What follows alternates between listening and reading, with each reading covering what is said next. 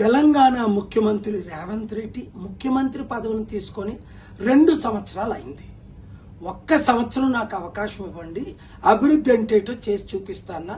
నేను కూడా ఆయనకు పూర్తి మద్దతుగా సీఎం కాకముందు, సీఎం అయిన తర్వాత ఒక 10-15 స్టేట్మెంట్స్ ఇవ్వడం మీరు చూశారు. 7-8 సార్లు ఆయనతో కలిసి అనేక సలహాలు ఇచ్చి రాష్ట్ర అభివృద్ధి కొరకు, ప్రజల అభివృద్ధి కొరకు ఏం చేస్తే అప్పుల నుంచి బయటపడతామని చెప్పాం. కానీ ఆయన వినలేదు సరికదా, ఎగ్జాక్ట్ గా ఆపోజిట్ చేసి నేను ఇచ్చిన సలహాలకు అన్నిటికీ వ్యతిరేకంగా పనిచేసి ఈరోజు తెలంగాణ రాష్ట్రాన్ని సర్వనాశనం చేసినందుకు తక్షణమే ఆయన రాజీనామా చేయాలి. ఎందుకు రాజీనామా చేయాలి? కారణాలు బాగా వినండి. 1, 6 గ్యారంటీలు ఆయన ఇచ్చారు, ఒక్క గ్యారంటీ కూడా నెరవేర్చలేదు. అందులో 2 లక్షలు తులం బంగారం నేను ఇస్తానన్నారు, ఇవ్వలేదు. 2 లక్షల రైతులకు రుణమాఫీ చేస్తానన్న, చేయలేదు. 5 లక్షల నుంచి 10 లక్షలు కంపెనీలు పెట్టిస్తానన్న, లేదు. 2 లక్షల ఉద్యోగాలు భర్తీ చేస్తానన్న, చేయలేదు.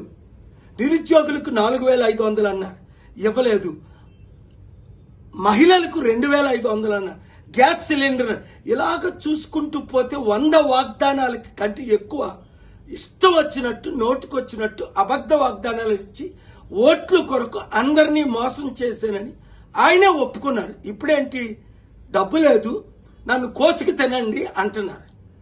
అలాంటప్పుడు హైదరాబాదు దేశంలో నెంబర్ 1 సిటీ, అన్ని సిటీల కంటే. అలాంటి హైదరాబాదు రియల్ ఎస్టేట్ ఇప్పుడు పడిపోయింది.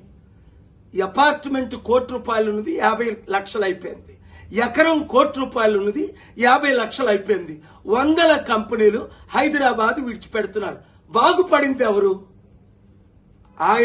ఆయన అన్నదమ్ములు లక్షల కోట్లు సంపాదించుకున్నారని ఆరోపణలు.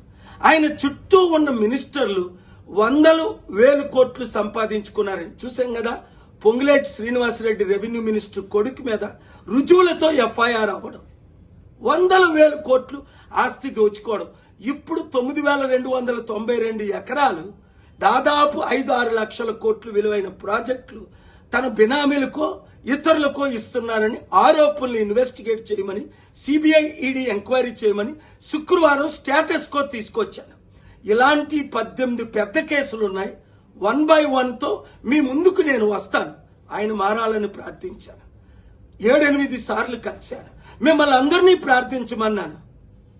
కానీ సైతాను ద్వారా ప్రేరేపించబడి వైఎస్ రాజశేఖర రెడ్డి ఏ విధంగా ఆ రూట్లో వెళ్ళారో అదే రూట్లో ఈయన ప్రయాణం చేస్తున్నాడు.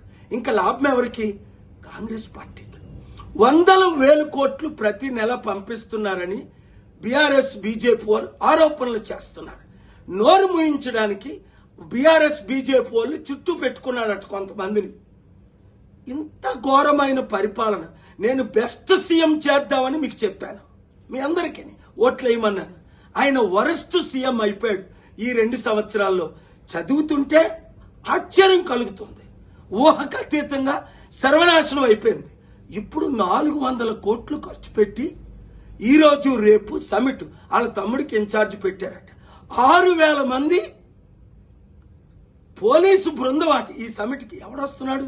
200 దేశాల ప్రెసిడెంట్లు ఒక్కడైనా వస్తున్నాడా? 3,000 మంది బిలియనీర్లో ఇన్వెస్టర్ ఒక్కడైనా వస్తున్నాడా? ఇదిగో మన ఇండియాలో దోచుకునే వాళ్ళు ఉన్నారు కదా, వాళ్ళు వస్తున్నారు. ఒరే బాబు, నువ్వు మాకు 1000 కోట్లు ఈ భూములు ఇచ్చేసాయి, నీకు 7% 10% ఇచ్చాం కదా ఎలక్షన్ల ముందు, ఇంకొక 7-10% ఇస్తాం, నీ కాంగ్రెస్ కి ఎక్కడ డబ్బులు కావాలంటే అక్కడ ఇస్తాం. ఏ డీల్స్ జరుగుతున్నాయి? రుజువులతో కోర్టులో శుక్రవారం కేసు వేశాను. ఇంకా 17 కేసులు అతి త్వరలో వేయబోతున్నాను. ఆయన మార్పు చెందితే అభివృద్ధి చేద్దాం, మార్పు చెందకపోతే దేవుని ఉగ్రత, ప్రజల ఉగ్రత, ముఖ్యంగా నిరుద్యోగులారా రండి కలిసి పనిచేద్దాం. ఈ వీడియో అందరికీ షేర్ చేయండి. తెలంగాణను కాపాడండి, తెలంగాణ ప్రజలను కాపాడండి. God bless you.